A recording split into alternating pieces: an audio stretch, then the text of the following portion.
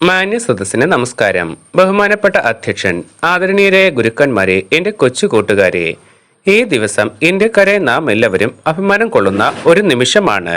200 വർഷക്കാലത്തോളം നമ്മെ അടക്കി വാണ ബ്രിട്ടീഷ് ആധിപത്യത്തിൽ നിന്നും നാം 1947 ഓഗസ്റ്റ് 15 സ്വതന്ത്രരായി. മഹാത്മാഗാന്ധി, ഭഗത് സിംഗ്, സുഭാഷ് ചന്ദ്രബോസ് തുടങ്ങിയ ഒരുപാട് ദേശസ്നേഹികൾ അവരുടെ ജീവൻ നമ്മുടെ രാജ്യത്തിന് വേണ്ടി സമർപ്പിച്ചു. അവരുടെ ത്യാഗപൂർണമായ ആ ജീവിതത്തെ നമുക്കൊരിക്കലും മറക്കാൻ കഴിയില്ല. നമ്മുടെ കൂടെ ഇന്നവർ ഇല്ല എങ്കിലും അവരുടെ ഓർമ്മകൾ ഇന്നും നമുക്ക് ചുറ്റിലുണ്ട്. നമുക്കിന്ന് എല്ലാറ്റിനും സ്വാതന്ത്ര്യമുണ്ട്. ഇഷ്ടമുള്ള വസ്ത്രം ധരിക്കുവാനും ഇഷ്ടമുള്ള ഭക്ഷണം കഴിക്കുവാനും നമുക്ക് അവകാശമുണ്ട്.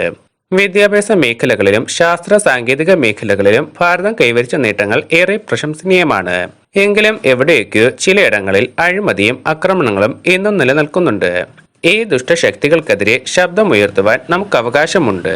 ഇവയെ തുടച്ചെറിയുവാൻ ഇന്ത്യക്കാരായ നാം ഓരോരുത്തർക്കും ഒന്നിച്ചൊന്നായി അണിചേരാം. ഏവർക്കും എന്റെ ഹൃദയമായ സ്വാതന്ത്ര്യദിന ആശംസകൾ ഒരിക്കൽ കൂടി ആശംസിച്ചുകൊണ്ട് ഞാൻ എന്റെ വാക്കുകൾ നിർത്തുന്നു. ജയ് ഹിന്ദ്.